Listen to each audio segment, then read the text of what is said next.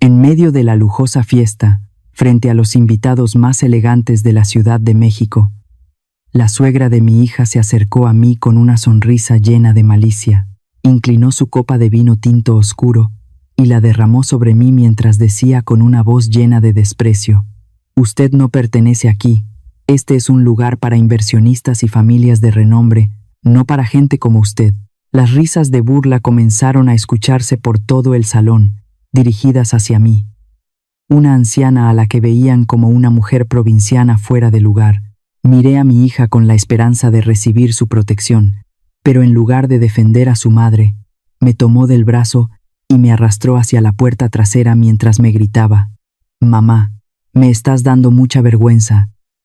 Vete a casa ahora mismo». «Hola, mi nombre es Elena. Tengo 60 años. El mariachi retumba con las notas de Guadalajara en el gran salón de la Hacienda de los Morales, pero en mis oídos, esa melodía tan nuestra suena hoy como un eco lejano y distorsionado. Estoy de pie, rodeada por el aroma empalagoso de las azucenas y las velas de cera fina que se mezclan con el olor de los platillos más caros de la Ciudad de México. Es un ambiente diseñado para los que se creen dueños del mundo, para esos apellidos que huelen a dinero viejo y a orgullo vacío. Todos a mi alrededor visten sedas de París y trajes italianos que brillan bajo los candelabros de cristal. Yo, en cambio, elegí mi huipil de gala, bordado a mano con seda blanca por las artesanas de Oaxaca. Para los que saben, es una joya que carga siglos de historia sobre los hombros. Para los ignorantes que llenan este salón, solo es un trapo indígena que estorba en su fiesta de etiquetas. Me quedé en un rincón, tratando de pasar desapercibida. Solo quería ver de lejos a mi hija. Quería estar presente en su momento de gloria. Pero mi sencillez fue vista como una provocación. La suegra de mi hija, esa mujer que se siente de la realeza, se acercó a mí con un andar de pavo real. Traía en la mano una copa de Cabernet Sauvignon, de un rojo oscuro, casi negro. Me miró de arriba a abajo con un desprecio que le deformaba el rostro. Con una voz cargada de veneno, dijo frente a todos que este lugar era para inversionistas y gente de alcurnia, no para nanas o sirvientas que se cuelan por un parentesco lejano. Me dijo que mi presencia manchaba su evento. Antes de que yo pudiera responder, inclinó la muñeca con una calma aterradora. El vino rojo empezó a caer, gota a gota, sobre el bordado inmaculado de mi huipil. Vi cómo el líquido penetraba las fibras de seda que las mujeres de mi tierra tardaron meses en tejer. Mi pecho quedó marcado por esa mancha roja que parecía una herida abierta. El salón se quedó en silencio un segundo, un silencio que dolió más que un golpe, y luego empezaron las risas. Risas finas, escondidas tras abanicos de plumas y copas de cristal.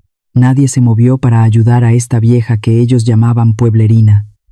Lo que me rompió el alma no fue el vino, sino ver a mi hija correr hacia mí. Por un instante, esperé que me abrazara, que me sacara de ahí con dignidad, pero su mirada no era de amor. Era de pura vergüenza. Se acercó y me susurró al oído palabras que me quemaron más que el alcohol. Me reclamó por no haber rentado un vestido de noche. Me dijo que le daba pena frente a su nueva familia y me pidió, casi me exigió, que me fuera de inmediato para que su suegra no se molestara más. Me llevó del brazo por el pasillo oscuro, pasando junto a los cactus que montaban guardia en la noche fría, y me dejó en la puerta trasera, donde los chóferes esperaban en silencio. Me quedé sola bajo la luz mortecina de los faroles de la hacienda.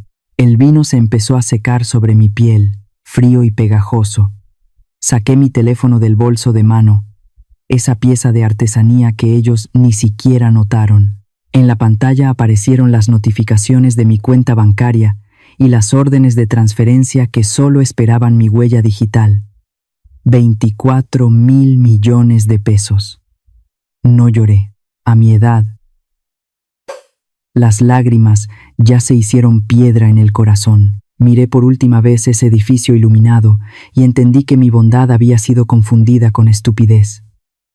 Recordé a mi esposo, que en paz descanse, y la promesa de cuidar a nuestra hija, Recordé que apenas la semana pasada firmé el aval para salvar la empresa de estos señores de la hacienda, porque mi hija me lo pidió llorando. Les di la mano y me respondieron con una copa de vino en la cara. ¿Quieren hablar de clases sociales? Pues muy bien. Mañana les voy a enseñar quién es la que realmente manda en este país. Mientras avanzábamos por las calles de la ciudad, bajé la ventana para que el aire de la noche se llevara ese olor a vino barato. Busqué un contacto en mi agenda, uno que pocos tienen, y ordené una junta de emergencia para mañana a las 8 de la mañana. Vamos a activar la cláusula 14.2. Lo que voy a hacer no es venganza, es simplemente poner el mundo otra vez en equilibrio. El sonido de la puerta del Mercedes cerrándose fue como el fin de un capítulo. El silencio dentro del auto era tan espeso que podía sentir el peso de mis propios pensamientos. Mi chofer, que ha estado con mi familia por más de 30 años, me miraba por el espejo con los ojos llenos de rabia. Él vio lo que pasó. Él sabe quién soy yo realmente. Quiso decir algo, pero le hice una pequeña seña con la mano. No era momento de palabras. Era momento de procesar la traición. El auto se deslizaba por el paseo de la Reforma como una sombra negra y elegante. Por la ventana veía pasar los barrios viejos de la Ciudad de México, que luego se convertían en las grandes avenidas arboladas. En la penumbra del coche ya no parecía vino. Me pregunté cómo fue que 30 años de trabajo duro, de levantar un imperio financiero desde la nada, terminaron en este rincón de desprecio. Solo porque elegí portar con orgullo las raíces de mi tierra, en lugar de una etiqueta de diseñador extranjero, mi mente voló hacia mi esposo. Nosotros no nacimos en cunas de oro. Empezamos en los cafetales, trabajando bajo el sol, y luego en las minas de plata del norte. Cada peso que tenemos hoy tiene el sabor del sudor y del esfuerzo honesto. La familia de mi yerno se llena la boca hablando de su linaje, pero yo conozco sus cuentas mejor que ellos mismos. Son lo que llamamos aparentados. Gente que vive de las apariencias, pero que por dentro están quebrados. Esa hacienda donde hacían la fiesta está hipotecada hasta el tope desde hace 2 años. Hasta las joyas que traía la suegra de mi hija son rentadas en una tienda de la que mi fondo de inversión es dueño. Es el colmo de la ironía.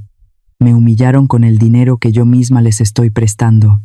Pero lo que más me duele es mi hija. La crié entre algodones. Le di la mejor educación en las escuelas más caras del mundo, pensando que le estaba dando alas. Nunca imaginé que le estaba criando un alma envenenada por la vanidad de Lomas de Chapultepec. Se enamoró de ese muchacho, un tipo que solo sabe peinarse bien, pero que no tiene ni un gramo de talento para los negocios. Para que ella pudiera casarse con esa familia y no la miraran menos, compré en secreto el 40% de la deuda de la empresa de su suegro. Fui su ángel de la guarda en las sombras. Todo para que ella viviera su cuento de hadas de sociedad. Y esta noche, ese mismo cuento me dio una bofetada en la cara. Mi teléfono vibró de nuevo. Era un mensaje de ella. Por un segundo, mi corazón de madre esperó un perdón, un ¿llegaste bien? O un lo siento, mamá. Pero lo que leí me dejó helada. Me escribió para decirme que mañana es el día más importante de su familia política, que van a firmar un contrato de 24,000 millones de pesos con un fondo muy importante. Me pidió que por favor no me apareciera por ahí, que ni siquiera le llamara, porque no quería que nadie se acordara de la señora del traje regional de la noche anterior. Me pidió que la dejara ser feliz en su mundo de ricos. Me quedé mirando la pantalla negra hasta que mi propia imagen se reflejó en ella. Mi mirada cambió, se volvió dura, fría como el acero de las minas. Le dije que informara al consejo que mañana voy a estar presente en la firma con los de La Vega. Ya no más delegar funciones. Mañana voy a dar la cara como la presidenta del consejo del Fondo Herencia. Y le pedí que tuviera listo el reporte de todas las deudas que hemos avalado para ellos en los últimos 2 años. Quiero que vean quién es la que sostiene el techo sobre sus cabezas. Se acabó la madre abnegada que se esconde para que su hija brille. Si ellos quieren jugar a las jerarquías, yo les voy a enseñar quién es la reina en este tablero. El coche se detuvo frente a mi casa en Coyoacán. Bajé con paso firme. Ya no era la vieja humillada de la fiesta. Entré a mi despacho, donde el contrato de los 24,000 millones me esperaba sobre el escritorio de madera de roble. Lo abrí en la última página, ahí donde está la cláusula 14.2.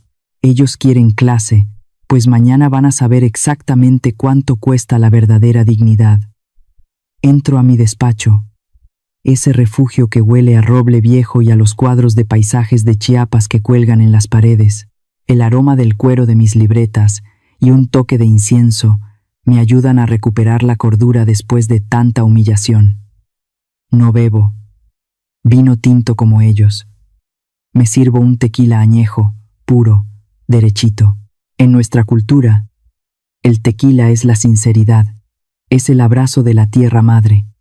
Nada que ver con ese vino extranjero que esa mujer usó para ensuciar mi ropa y mi nombre. Me quito el huipil manchado, lo doblo con cuidado y lo pongo sobre la mesa. La mancha ya se secó, se puso oscura. Parece un sello de vergüenza que me recuerda exactamente dónde estoy parada, frente a mí, bajo la luz amarillenta de la lámpara. Está el contrato de 24,000 millones de pesos. Es el proyecto para modernizar la red de logística del centro de México, la columna vertebral de sus negocios, y el único salvavidas que les queda, para que los bancos internacionales no les quiten hasta la risa. Paso las hojas hasta llegar a la página 112, a la cláusula 14.2, comportamiento personal y reputación moral. Me acuerdo cuando mi abogado me preguntó si de verdad quería poner esa cláusula que parecía sacada de otros tiempos. Le dije que en México, la palabra y la educación de quien manda importan más que cualquier número en un papel. La cláusula dice, claro que si cualquier miembro de la directiva o de la familia propietaria comete actos que ofendan o dañen el honor y la cultura del socio inversionista, tenemos el derecho de cancelar el dinero de inmediato, sin pagar ni un peso de multa. Mientras leo, me vienen recuerdos amargos que antes quise ignorar. Me acuerdo de la Pascua del año pasado, cuando les llevé unos regalos artesanales hechos a mano en mi pueblo, y la suegra de mi hija los miró de reojo. Me dijo que estaban muy bonitos, que los pondría en el cuarto de la servidumbre porque a ellos les gustaban las cosas de colores. En ese momento, por ver la sonrisa de mi hija, me tragué el coraje. Ahora me doy cuenta de que mi paciencia solo alimentó su soberbia. Les enseñé que podían pisotearme gratis, pero estos 24,000 millones van a ser la lección más cara que esa mujer va a pagar en su vida. Veo a mi yerno, un muchacho criado para ser príncipe, pero que no tiene ni un pedazo de tierra propio. Firma como dueño, pero todos sabemos que no mueve un dedo sin el permiso de su madre. Ellos están ahí, bailando y brindando en la hacienda, festejando sobre un precipicio sin saber que la mano que sostiene la cuerda es la misma a la que le aventaron el vino hace unas horas. Si ustedes estuvieran en mi lugar, ¿seguirían calladas por la supuesta felicidad de su hija o decidirían que ya es hora de que estos arrogantes aprendan lo que vale la dignidad? Déjenme su comentario con la palabra apoyo si creen que estoy haciendo lo correcto. No saben lo que ayuda a saber que no estoy sola en esto. Tomo mi pluma de plata, esa que tiene tanto peso y tanta historia, y subrayo con fuerza la frase rescisión inmediata del capital. Mañana no habrá madre de la novia, no habrá suegra humilde. Mañana solo habrá una inversionista retirando su confianza de unos socios que no tienen ni rastro de valores. Miro el reloj. Son las 3 de la mañana. La luz de la lámpara proyecta mi sombra en la pared. Me veo grande, imponente. Tomo el teléfono y le mando un mensaje a mi abogado personal. Mateo, activa la cláusula 14.2 para el proyecto de La Vega. Quiero todo listo para cuando suenen las campanas de las 8 de la mañana. Me acuesto en la cama, pero no duermo.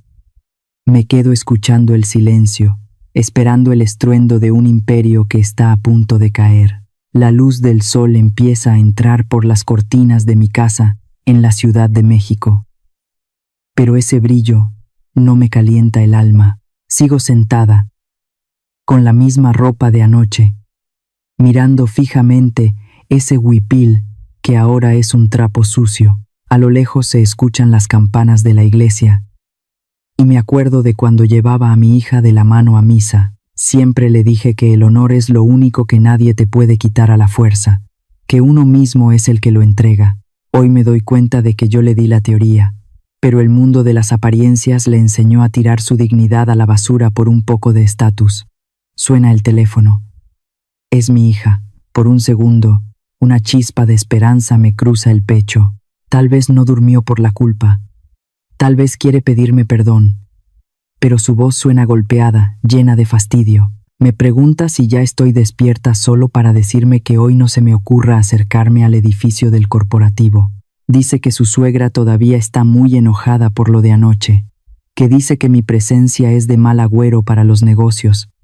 Me quedo callada, sintiendo un nudo amargo en la garganta. Ella sigue hablando.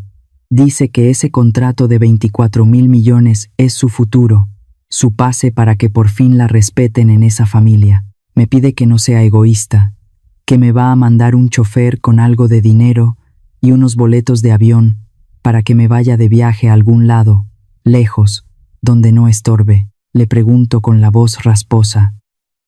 Hija, si te dijera que esa familia, que tanto idólatras, me está rogando a mí para que les dé ese dinero, ¿me creerías? Ella suelta una risa corta, llena de desprecio. Me dice que deje de alucinar, que soy solo una vieja nostálgica que vive en el pasado. Me pide que ya no la avergüence más y me cuelga. Ese sonido del teléfono cortado se siente como el tic-tac de un reloj que anuncia el fin de algo que ya no tiene remedio. Me levanto y voy al baño. Dejo que el agua helada me caiga en la cara para terminar de despertar de este sueño amargo. Ya no me pongo ropa de manta ni bordados. Saco mi traje de seda negra, hecho a la medida, elegante y frío. Me miro al espejo y ya no veo a la madre humillada. Veo a la mujer que controla el flujo del dinero de toda una región. Me pinto los labios de un rojo oscuro, el color de la decisión. Tomo la carpeta con la cláusula 14.2 y la meto en mi maletín de piel de cocodrilo. Llamo a Mateo y le pregunto si el coche está listo. Vamos a llegar 15 minutos antes. Quiero verles la cara cuando se den cuenta de que el mal agüero que tanto desprecian es en realidad la dueña de sus vidas. Salgo de mi casa con el paso firme. El sonido de mis tacones en el mármol suena como una sentencia. El chofer me abre la puerta y me hace una reverencia. Le susurro bajito. Lo siento mucho. Mija, te enseñé a volar, pero se me olvidó enseñarte dónde aterrizar con dignidad. Hoy te voy a dar la lección más importante de tu vida, y te va a costar 24,000 millones de pesos. Mi coche se detiene justo frente a esa torre de cristal que se levanta imponente sobre el Paseo de la Reforma. El sol de la mañana rebota en los vidrios azules y hace que el edificio brille como si fuera un diamante gigante clavado en el corazón de la Ciudad de México. Es una imagen perfecta de poder y éxito. Pero yo sé muy bien lo que hay detrás de esas paredes. Sé que detrás de todo ese brillo no hay más que deudas acumuladas y números rojos que queman. Me da una mezcla de risa y coraje pensar que usaron el dinero que yo misma les avalé para rentar estas oficinas en la zona más cara de la ciudad, solo para construirse un espejismo, una máscara de prosperidad que no pueden sostener. Decido entrar por la puerta principal, como cualquier persona. No quiero privilegios todavía. Quiero ver con mis propios ojos cómo se mueve la gente en este lugar. Apenas cruzo el umbral, me envuelve el olor a perfume caro y el sonido constante de los tacones golpeando el mármol fino del piso. Llevo puesto un abrigo largo y sencillo para cubrir mi traje de seda negra, pero dejo que por debajo se asome un pedazo de mi huipil con la mancha de vino de la noche anterior. Esa mancha es mi bandera hoy, mi recordatorio de por qué estoy aquí. Me acerco al mostrador de la recepción. Ahí hay una muchacha joven, con un uniforme demasiado apretado y una cara de aburrimiento que no intenta esconder. Ni siquiera levanta la vista cuando llego. Sigue concentrada en la pantalla de su teléfono móvil. Cuando por fin decide atenderme, me mira de arriba a abajo con una mueca de desprecio. Me pregunta con un tono de voz muy pesado, que a quién busco, que si vengo por alguna donación, o si soy de las que vienen a vender artesanías, porque en este edificio no se permite el paso a vendedores ni a gente sin una cita confirmada. Yo mantengo la calma y le regalo una sonrisa tranquila. Le explico que tengo una cita programada a las 9 de la mañana en la sala de juntas del piso más alto. La muchacha suelta una risita burlona, de esas que buscan humillar. Me dice que en esa sala solo se reciben a los inversionistas más importantes del país, a gente que maneja miles de millones, y que yo claramente me equivoqué de dirección. Me señala con el dedo hacia la parte de atrás y me dice que la salida para el personal de servicio está por allá. Me quedo pensando en lo que decimos siempre en mi pueblo, que la educación no tiene nada que ver con los títulos que cuelgas en la pared, sino con cómo tratas a los demás. Aquí, desde los dueños hasta los empleados, parecen haber olvidado lo que significa el respeto por los mayores. De ahí sale la suegra de mi hija, caminando como si fuera la dueña de la ciudad, acompañada por mi yerno y un grupo de hombres trajeados que intentan parecer muy importantes. Cuando la mujer me ve ahí parada frente al mostrador, su cara pasa de la suficiencia al coraje más absoluto. Se pone roja y empieza a gritarme ahí mismo, frente a todo el mundo. Me pregunta si soy una acosadora, que si no tuve suficiente con la vergüenza de anoche y que cuánto dinero necesito para desaparecer de una vez y no echarles a perder el día más importante de la vida de su hijo. Mi yerno da un paso al frente, con una expresión de asco que me parte el alma. Me dice en voz baja que ya se lo había advertido a mi hija, que yo no tengo el nivel ni la clase para pararme en un lugar como este. Sin ninguna consideración, llama a los guardias de seguridad a gritos. Les ordena que me saquen a la fuerza de inmediato, que soy una persona extraña que está queriendo extorsionar a los inversionistas internacionales. Me mira como si yo fuera basura estorbando en su camino al éxito. 2 hombres de seguridad, muy altos y con cara de pocos amigos, se me acercan por los lados. Siento que estiran las manos para agarrarme de los brazos. Yo me quedo muy quieta. No trato de esconderme, ni muestro un gramo de miedo. Miro a mi yerno directamente a los ojos, con una frialdad que parece congelarlo por un segundo. Le pregunto con mucha calma si está completamente seguro de lo que está haciendo.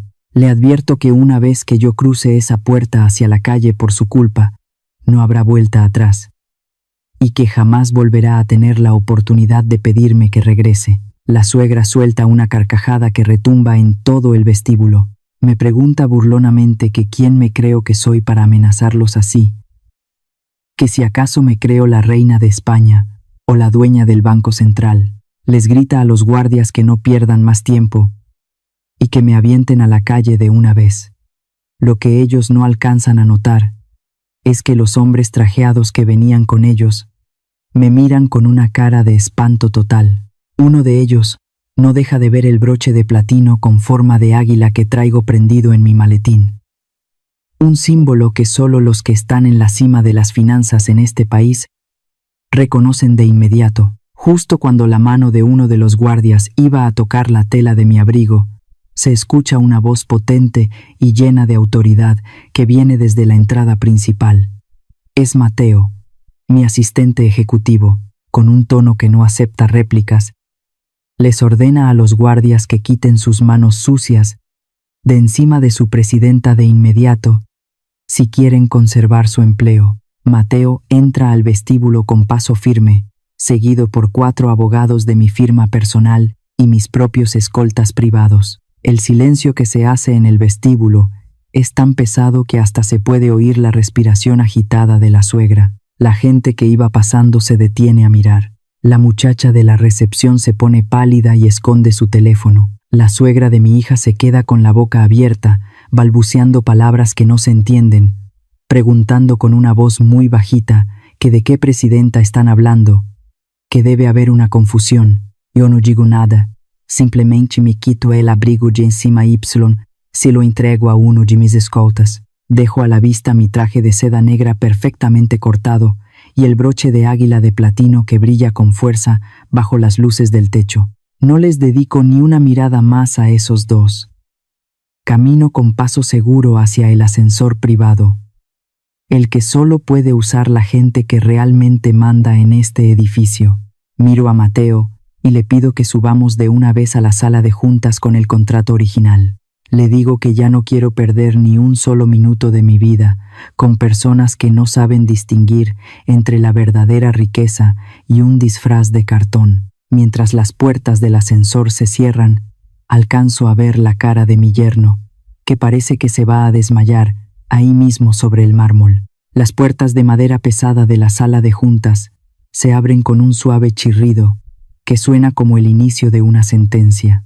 Entramos Mateo, mis abogados y yo, dejando atrás el caos que se quedó en el vestíbulo.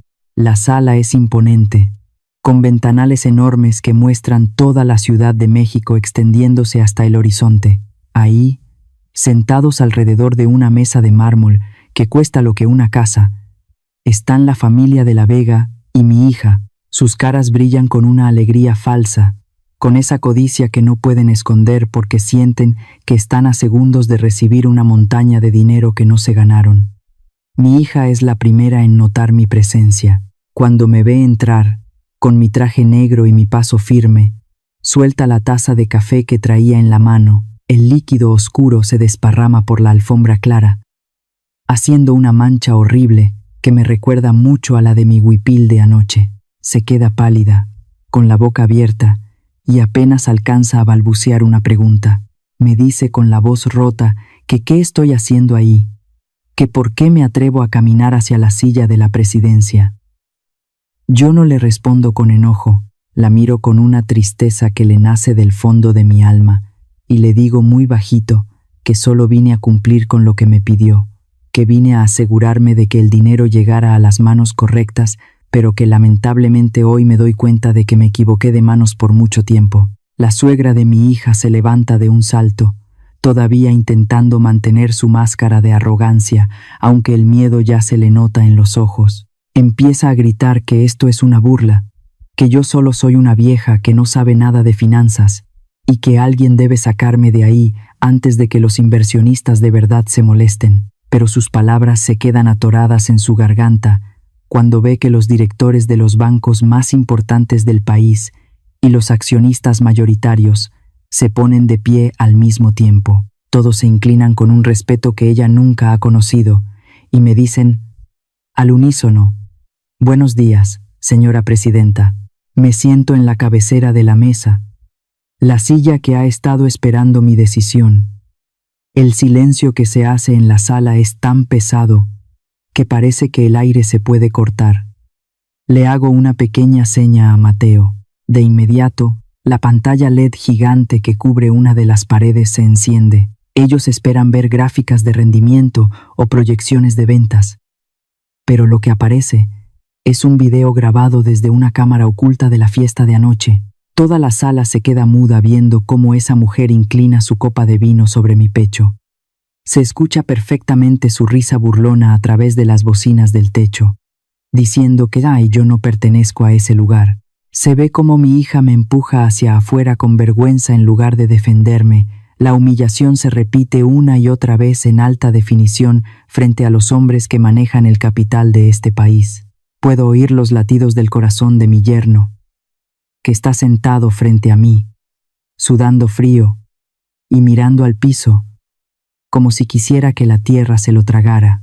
Me quito el saco lentamente, dejando que todos vean la mancha de vino seca que todavía marca mi huipil. Les digo con una voz que no tiembla que ellos siempre hablan de cultura, de clase y de modernidad. Les recuerdo que en México, antes que los contratos, está la dignidad y el respeto por los que nos dieron la vida. Les explico que mi fondo de inversión no pone su dinero en manos de personas que desprecian sus propias raíces o que maltratan a los demás por sentirse superiores. Apoyo mis manos sobre la mesa y anuncio mi decisión final, basándome en la cláusula 14.2, que habla claramente sobre el comportamiento que daña la reputación y la cultura de los socios. Declaro la cancelación inmediata de toda la inversión de 24,000 millones de pesos. No habrá dinero. No habrá rescate. El proyecto se detiene ahora mismo.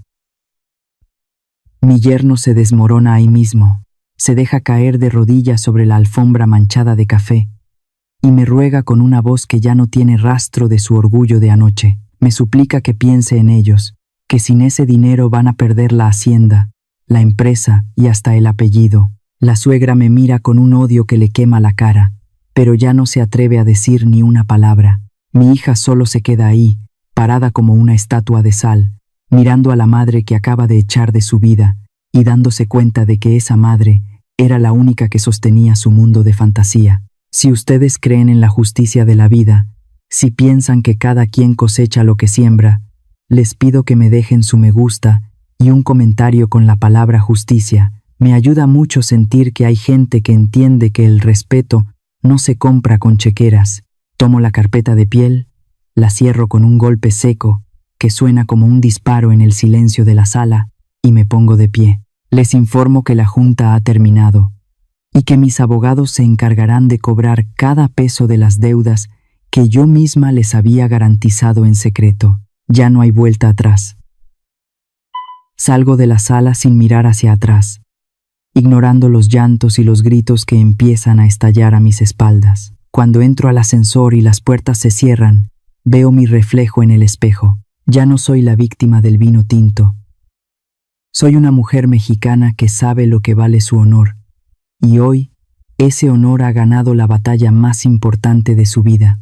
El silencio que siguió al video no duró mucho tiempo, apenas unos segundos que se sintieron como horas. La señora de la Vega, esa mujer que hace un momento parecía herida de muerte por la verdad, soltó una risa forzada, una carcajada amarga que rompió la tensión de la sala como el chirrido de un clavo sobre un vidrio. Se puso de pie, se acomodó con manos temblorosas su collar de perlas finas y me miró con una rabia que ya no intentaba esconder. Me preguntó si ya estaba satisfecha, si mi plan de venganza personal me hacía sentir mejor.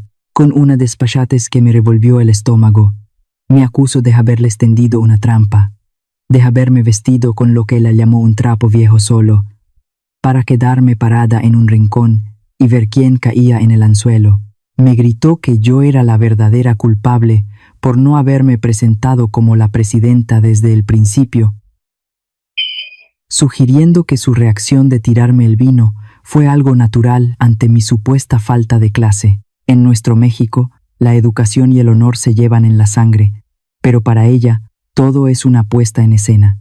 Estaba intentando salvar su prestigio manchando mis intenciones, queriendo hacerme creer a mí y a todos los directivos presentes que yo era una manipuladora que jugaba con el destino de su empresa por un simple berrinche de orgullo. Luego vino el turno de mi yerno.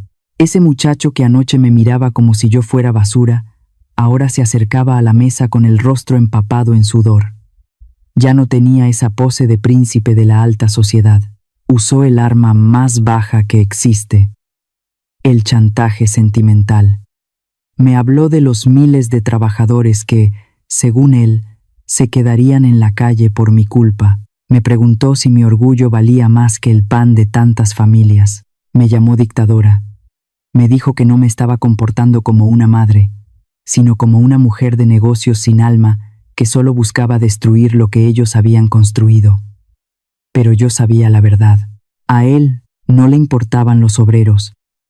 Le importaba su cuenta bancaria y su estilo de vida de apariencias.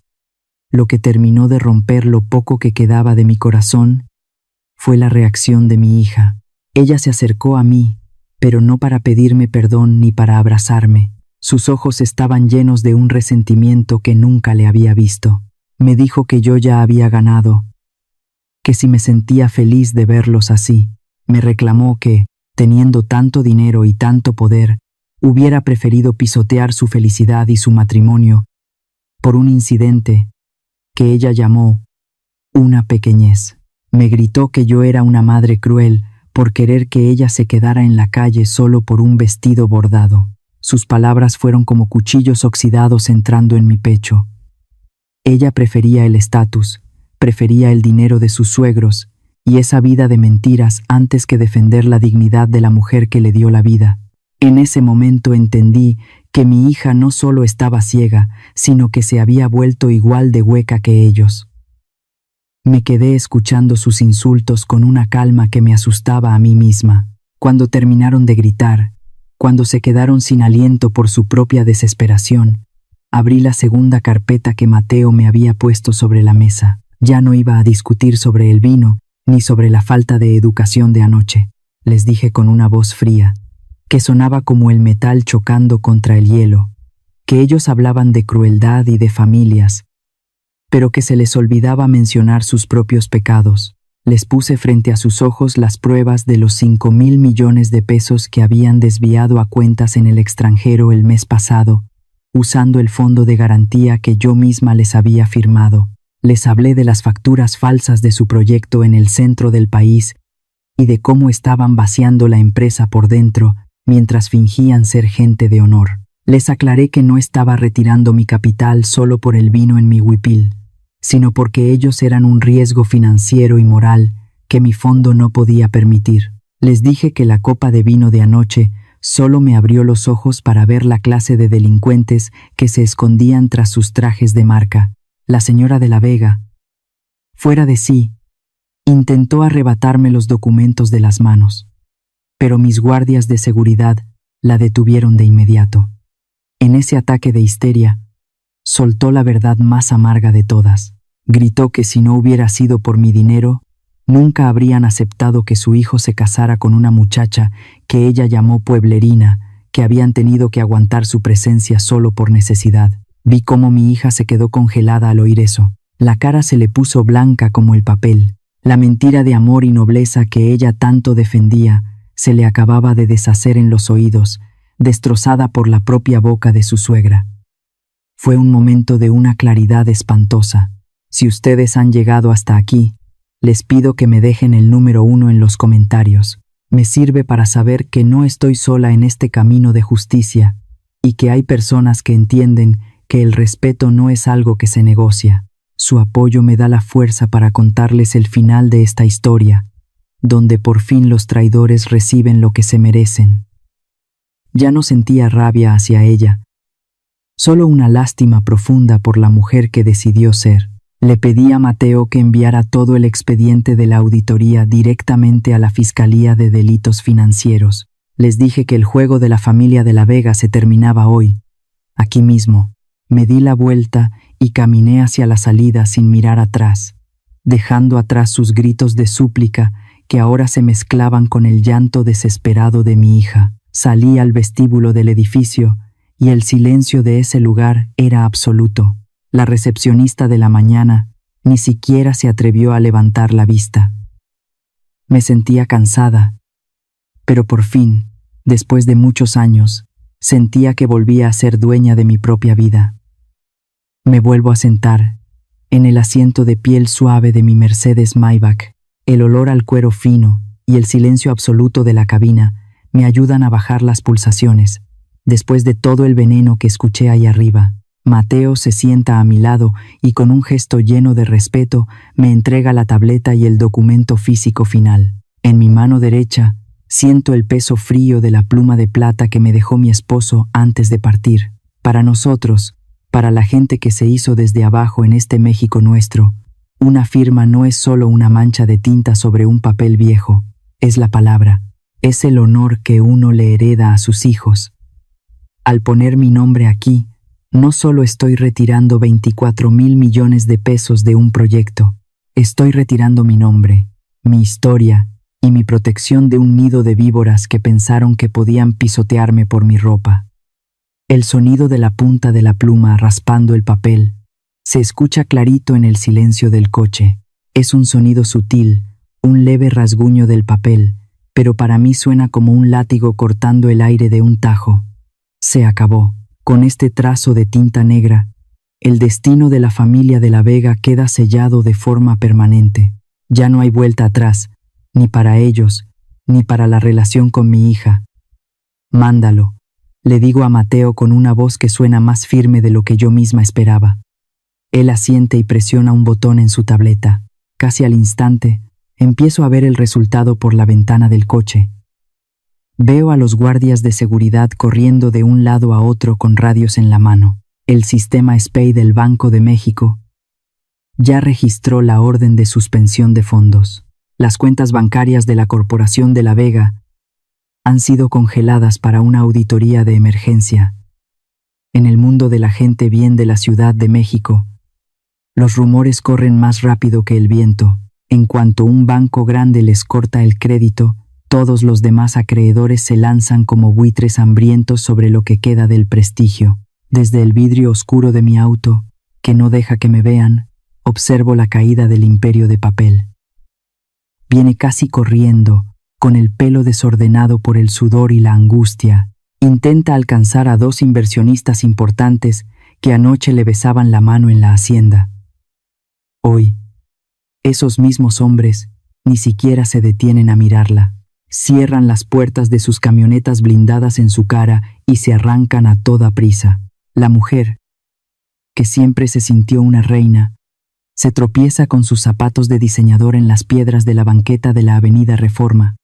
Por poco se cae de boca frente a todos. Es la realidad cruel de los que llamamos aparentados. Cuando el flujo de dinero se detiene, la supuesta clase desaparece como el humo y solo quedan deudores desesperados tratando de salvar el pellejo. Mateo me da el reporte de lo que está pasando en la sala de juntas que acabo de dejar. Me dice que el Consejo de Administración entró en pánico total. Están haciendo una votación relámpago para quitarle todos los poderes a mi yerno y a su madre, pensando que así nos van a convencer de que regresemos el dinero. Cierro los ojos y siento una mezcla de risa y asco. Los mismos consejeros que anoche se reían en silencio cuando me tiraron el vino, hoy son los primeros en traicionar a sus jefes para que no les toquen su propia lana. La lealtad que se compra con cheques siempre se muere cuando el cajero automático deja de dar efectivo. No voy a contestar. Luego llega un mensaje de voz que Mateo reproduce en el sistema del coche. Se escucha su voz quebrada, con un llanto que ya no es de orgullo, sino de puro miedo. Me dice que los acreedores y la policía ya llegaron a las puertas de la hacienda. Dice que quieren poner sellos de embargo en todo, hasta en las colecciones de arte que tanto presumía su suegra. Mamá, por favor, detente. Lo voy a perder todo si haces esto. Te lo suplico, mamá. Yo me quedo mirando la mancha de vino en mi manga. Ya se puso dura, áspera, y huele a uva fermentada y a desprecio. Me pregunto a mí misma en silencio, si me detengo ahora por lástima, ¿quién le va a enseñar a esta muchacha lo que vale el respeto? ¿Quién le va a explicar que la dignidad no es algo que se puede vender por un apellido bonito? A veces, el amor de una madre tiene que ser tan duro como el acero para que el hijo aprenda a caminar derecho. Le pido al chofer que ponga en marcha el coche y que me lleve de regreso a mi casa en Coyoacán, al jardín donde realmente me siento en paz. Le ordeno a Mateo que prepare el comunicado oficial para la prensa financiera. El Fondo Herencia va a rescatar los proyectos de infraestructura, pero lo haremos bajo una empresa completamente nueva, con socios que tengan las manos limpias y el corazón bien puesto. Vamos a salvar los empleos de la gente que trabaja, pero dejaremos que los corruptos se hundan en el hoyo que ellos mismos cavaron. El coche avanzó suavemente por las calles de la ciudad, pasando junto a las bugambilias brillantes de las avenidas, pero dentro de mí sentía un vacío enorme. Salvé mi patrimonio, hice justicia por mi nombre, pero el precio fue ver la caída de la hija que alguna vez amé más que a mi propia vida. Hice lo que tenía que hacer, pero duele, es un dolor sordo, como una herida vieja que vuelve a doler cuando llueve, pero me mantengo firme, porque sé que la dignidad no tiene precio, y hoy mi palabra vale más que nunca. Estoy sentada en el patio de mi casa en Coyoacán. Mi verdadero refugio es una construcción vieja, de esas que tienen muros gruesos que guardan el silencio y la paz. En la mesa tengo una taza de café oaxaqueño, negro y amargo, tan amargo como mis pensamientos en este momento. Trato de encontrar un poco de calma en el murmullo de las hojas, pero la tranquilidad se rompe de golpe. El timbre del portón empieza a sonar con una desesperación que sacude la quietud de la calle. Por la pantalla de seguridad veo a mi hija. No se parece en nada a la muchacha presumida que vi anoche en la fiesta. Trae el pelo revuelto, la ropa arrugada y el maquillaje corrido por el llanto, pero no es el llanto de alguien que se arrepiente. Lo conozco bien. Es el llanto del coraje y de la derrota. Cuando entra a la casa, ni siquiera me mira a los ojos. Se queda parada en medio del vestíbulo, recorriendo con una mirada llena de rabia mis cuadros, las antigüedades y el lujo discreto de este lugar que siempre le mantuve oculto. Quería que creciera con humildad, que valorara lo que cuesta ganarse la vida, pero veo que fallé por completo. Lo primero que sale de su boca no es un perdón, sino un reclamo lleno de odio. Me grita que cómo es posible que yo viva así, en medio de tanta riqueza, mientras la dejé a ella mendigando la aprobación de su familia política. Me acusa de haberle mentido todos estos años, de haber sido una hipócrita. Se lanza contra mí con palabras que duelen más que los golpes. Me dice que ya debo de estar feliz, porque su esposo ya le entregó la demanda de divorcio. Me cuenta que su suegra la llamó estafadora, que le dijo que era la hija de una bruja malvada y sin sentimientos. Me reclama con una voz chillona que por qué no le dije desde el principio que yo era la presidenta del Fondo Herencia, que si lo hubiera sabido, todo sería diferente. Yo la escucho en silencio, sintiendo cómo se me va enfriando la sangre. Le pregunto con mucha calma, con una voz que casi no reconozco, si ella cree que sabiendo que yo tenía dinero, me habría tratado con más respeto. Le pregunto si el amor de una hija depende del saldo en la cuenta del banco, y ella, sin un gramo de vergüenza, me grita que por supuesto que sí. Me dice que si hubiera sabido quién era yo, habría podido poner a sus suegros de rodillas a mis pies, que habría mantenido su lugar en la alta sociedad. Me echa en cara que por mi ego, por mi orgullo de vieja terca, le destruí la vida perfecta que ella se había construido. En ese momento, entiendo que la muchacha que tengo enfrente no tiene nada de mí. Ella es una extraña que se vendió a las apariencias y que me ve a mí como una simple herramienta que no supo usar. En México decimos que la madre es la jefa, la guía del alma. Pero ella acaba de pisotear cada valor que intenté sembrarle en 25 años. Me levanto de la silla, sin decir nada, camino hacia mi despacho y ella me sigue, gritando y llorando, exigiendo que use mi poder para detener el embargo de la hacienda de sus suegros, que salve su matrimonio. Me siento frente a mi escritorio y saco mi chequera.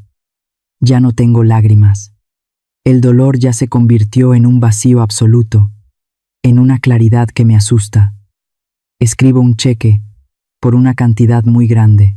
Es el cálculo de todo lo que gasté en ella desde que nació, sus escuelas privadas, sus viajes, su ropa de marca, cada capricho que le cumplí, pensando que le hacía un bien. Le entrego el papel y le digo con una voz de hielo que si eso es lo que ella cree que vale una madre, ahí lo tiene. Le digo que a partir de este segundo, le devuelvo su libertad. Le aclaro que entre nosotros ya no queda nada, que ese papel es el último vínculo que nos une. Ella toma el cheque con las manos temblorosas y por un instante veo en sus ojos ese brillo de ambición que me da asco. Intenta decir algo. Tal vez quiere pedirme más. O quiere intentar una disculpa falsa ahora que tiene el dinero en la mano. Pero yo levanto la mano y le pido que se calle. La miro con el mismo desprecio con el que su suegra me miró anoche, pero con la diferencia de que yo sí tengo motivos. Le ordeno que se largue de mi casa de inmediato. Le prohíbo que vuelva a buscarme o que intente usar mi nombre para algo. Le dejo claro que en esta casa solo entra la gente que tiene dignidad y ella ya no califica. Llamo a mis guardias para que la acompañen a la salida. Escucho sus gritos y sus lamentos mientras cruza el jardín, pero ya no me llegan al alma. Cuando el portón pesado se cierra, el silencio vuelve a Coyoacán, pero ya no es el mismo silencio de antes.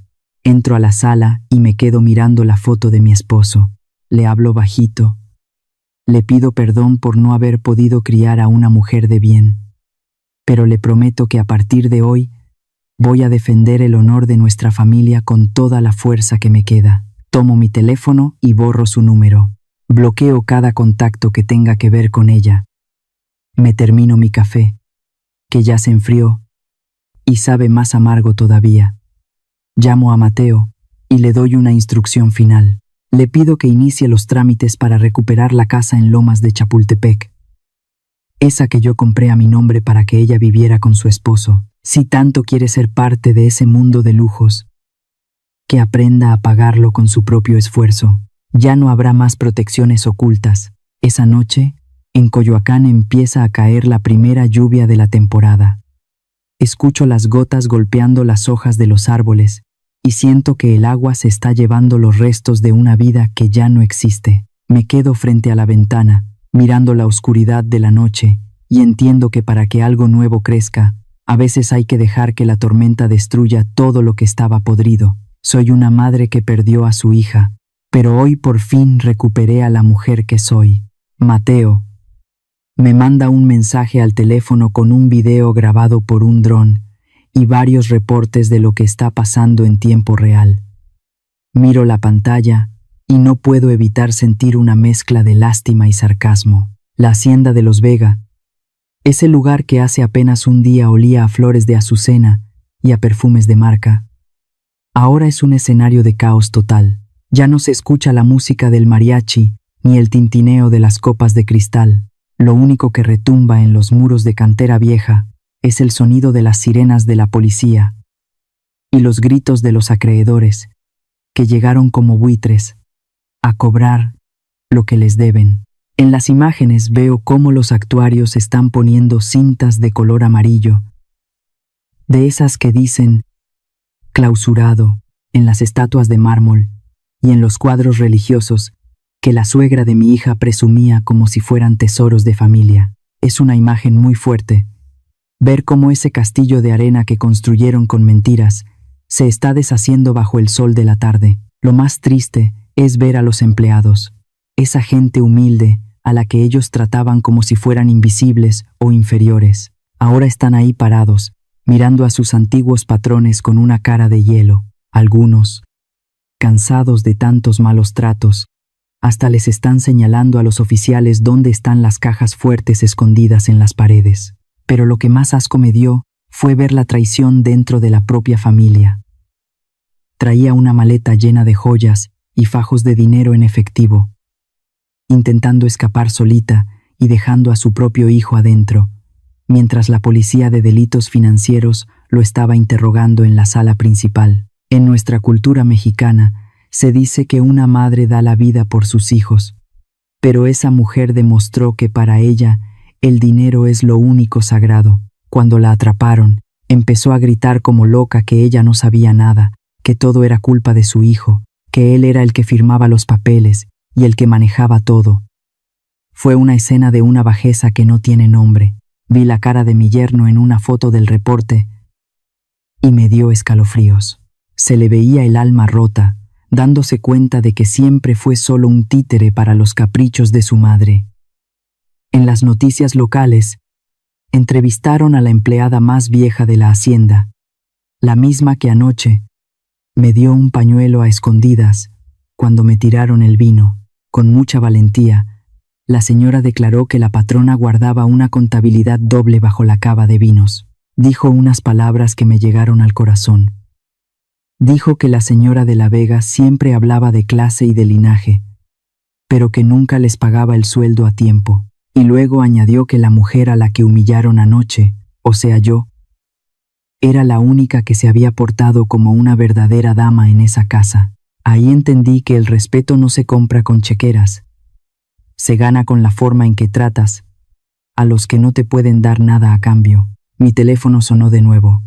Era mi hija, otra vez. Contesté por pura inercia. Se escuchaba el ruido de la gente cargando cosas al fondo. Ella estaba llorando a gritos. Me decía que se estaban llevando hasta el piano de cola, que ya no le quedaba ni una silla donde sentarse. Me rogaba que hiciera algo, que no tenía a dónde ir. Yo le contesté con una voz muy tranquila, muy plana. Le recordé que ya le había entregado un cheque con mucho dinero, que con eso tiene más que suficiente para empezar una vida de verdad, lejos de las apariencias. Le dije muy claro que no me llamara más, que yo estaba muy ocupada construyendo un futuro para la gente que sí tiene ganas de trabajar y que sí sabe lo que es la dignidad. Le colgué y sentí que por fin me quitaba un peso de encima. Mateo me confirmó que los bancos ya iniciaron las demandas penales por fraude. Los de La Vega no solo van a perder la casa y las joyas, es muy probable que terminen en la cárcel. No siento alegría por eso. Solo siento que el orden de la vida se está restableciendo. Le di una orden final a mi asistente. Le pedí que comprara la propiedad de la hacienda a través de una empresa constructora que no tenga mi nombre. La voy a convertir en una escuela de artes y oficios para las mujeres pobres de la región, para que aprendan a tejer, a bordar y a valerse por sí mismas. Quiero que ese lugar donde intentaron humillarme se llene de manos trabajadoras. Voy a lavar esa mancha de vino tinto con pura bondad y educación. Me levanté de mi escritorio y apagué la televisión donde pasaban las noticias del escándalo financiero. La caída de los de La Vega ya es un hecho. Ya no necesito ver más de sus miserias. Ahora me toca limpiar lo que quedó del desastre y empezar a sembrar algo bueno en esa tierra que ellos echaron a perder. Salí al balcón de mi casa y me quedé mirando el horizonte.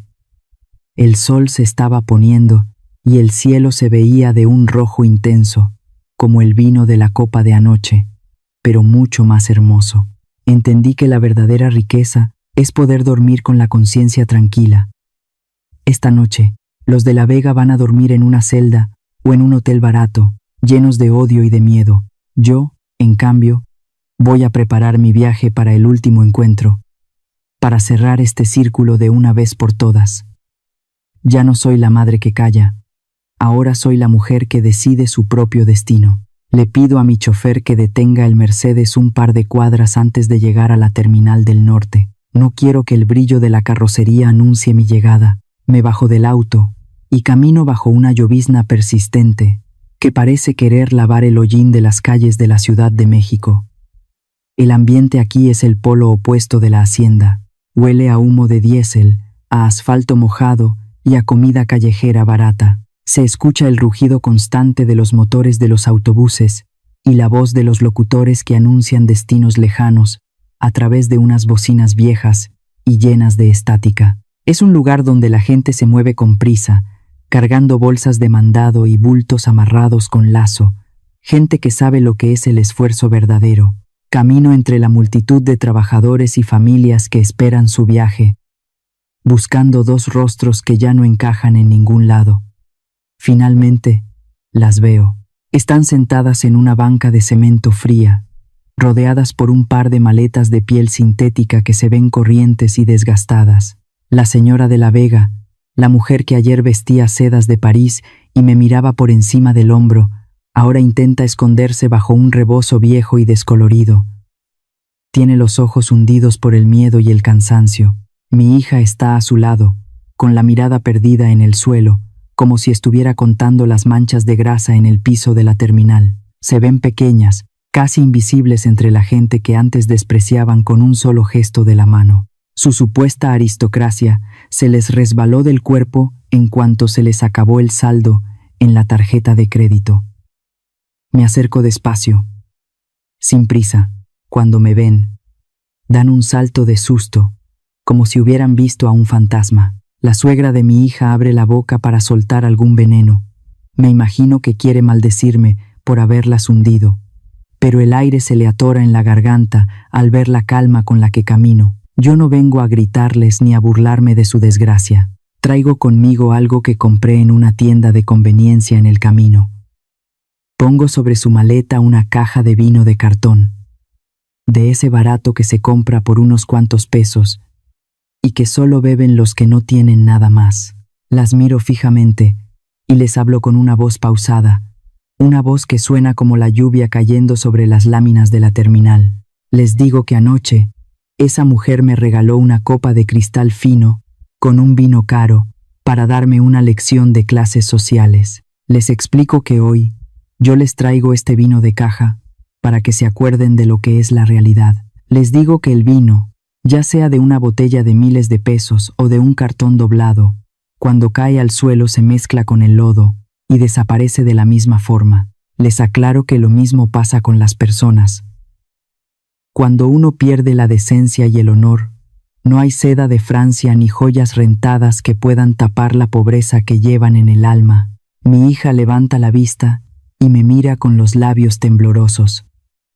Yo la miro con un nudo en el estómago, porque aunque me duela, ya no puedo ser la madre que siempre le resolvía la vida. Le contesto con una voz que suena como el acero, pero que carga toda la tristeza del mundo. Le digo que vine para darle su libertad. Le recuerdo que ella siempre quiso escapar de su madre pueblerina para ser una gran dama en el mundo de los ricos. Le digo que ese mundo ya se le cerró, y que yo hoy también le cierro la puerta de mi casa y de mi vida. Le pido que use el dinero del cheque que le di para aprender a ser una persona de verdad, con los pies en la tierra, antes de volver a soñar con castillos. Le pido que ya no me busque, porque la madre que se dejaba humillar se murió la noche que ella me dio la espalda en la hacienda. En nuestro México, cuando una madre dice que Dios te perdone, es porque ya no queda nada más que decir. Se lo digo a los ojos, con una sentencia que pesa más que los 24,000 millones de pesos que perdieron. Ella empieza a llorar, pero ya es tarde para las lágrimas. Incluso en este estado, la suegra de mi hija no puede dejar de lado su soberbia. Me dice entre dientes, con un odio que ya no tiene fuerza, que yo solo gané porque tengo dinero, que sigo siendo la misma mujer sin clase de siempre. Me río con una risa suave, llena de lástima. Le digo que ella todavía no entiende nada. Le explico que yo no le gané con dinero. Le gané porque yo sé quién soy, aunque ande con un huipil de manta o con un traje de seda. En cambio ella, sin sus collares de perlas y su hacienda hipotecada, no es absolutamente nadie. Es solo una sombra asustada en una terminal de autobuses. Si ustedes creen que he hecho lo correcto, si piensan que hay lecciones que solo la vida puede enseñar con dureza, les pido que me dejen el número 1 en los comentarios. Me ayuda a sentir que mi decisión, aunque dolorosa, fue el acto de amor más grande que pude tener por mi hija. Me doy la vuelta y empiezo a caminar hacia la salida de la terminal, sin mirar atrás ni una sola vez. Escucho mis propios pasos sobre el cemento frío. Pasos que suenan seguros y ligeros. Dejo atrás la caja de vino barato y a las personas que decidieron que la apariencia valía más que la sangre. Me subo a mi coche y le pido al chofer que me lleve hacia el campo, lejos del ruido y del humo. Mientras avanzamos, bajo la ventana y respiro profundo el aire fresco de la noche mexicana. Miro por el espejo cómo las luces de la terminal se van perdiendo en la lluvia y me siento, por primera vez en años, completamente libre. El círculo se ha cerrado y ahora solo me queda mirar hacia adelante. Ha pasado un año desde que la tormenta financiera se llevó todo lo que estaba podrido. Y hoy me encuentro sentada en el jardín de la Hacienda de la Esperanza. Ese es el nuevo nombre que le puse a la propiedad que le compré a los de la Vega. El aire aquí ya no huele a soberbia ni a ese perfume caro y pesado de antes. Ahora, el viento trae el aroma de la tierra mojada, de las flores de calabaza y del hilo de algodón recién teñido.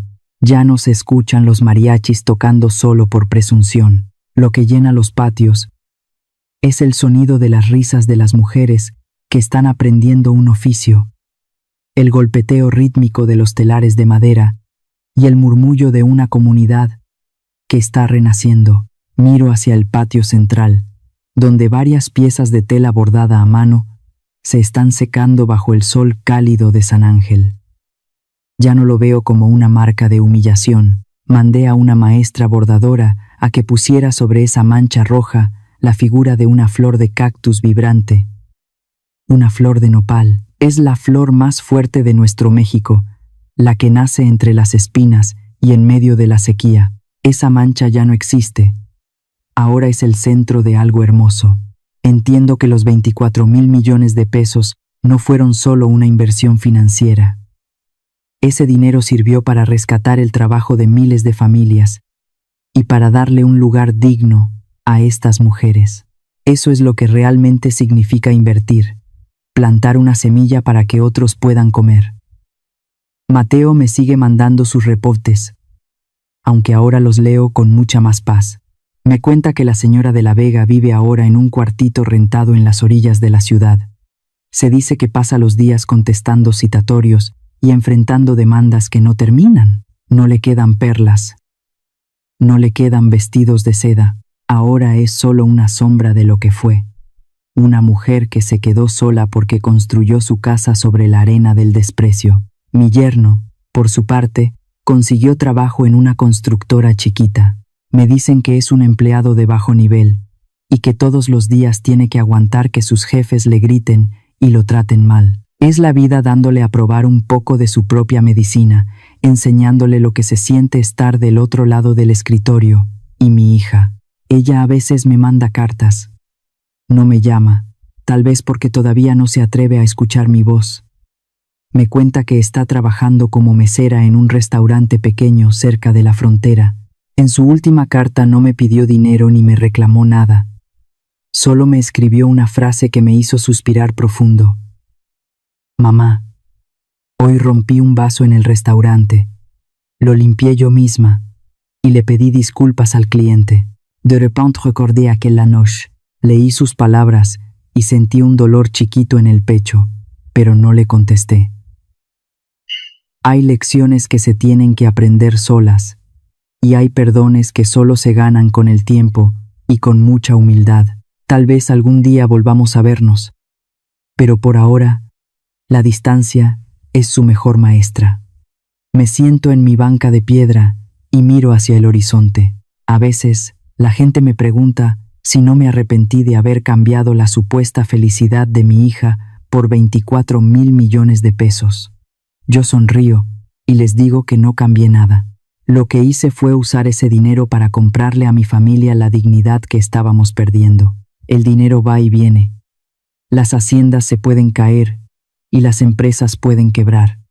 Pero la decencia y el respeto por uno mismo son cosas que, una vez que se pierden, no hay oro en el mundo que las vuelva a comprar. En México decimos que la dignidad no tiene precio.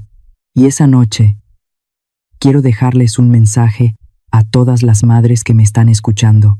Nunca, por mucho que quieran a sus hijos, permitan que ese amor las convierta en un tapete para que otros las pisoteen. Enseñen a sus hijos a querer sus raíces, porque un árbol que no tiene raíz se cae con cualquier vientecito de vanidad.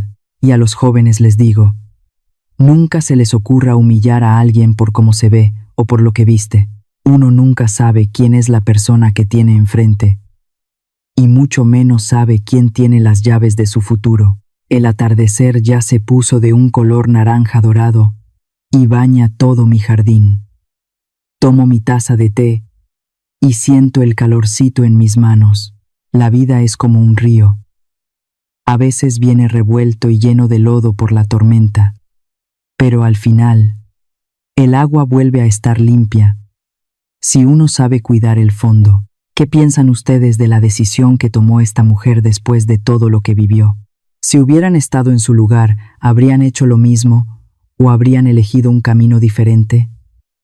Me encantaría leer lo que opinan. Déjenme su pensamiento en los comentarios, porque siempre leo cada mensaje con mucha atención. A veces, en las historias de la vida real, la mirada de otras personas también nos ayuda a entender mejor lo que sentimos. Si esta historia les dejó algo en el corazón, No olviden dejar un like, compartirla con alguien que necesite escucharla y suscribirse al canal para no perderse las próximas historias.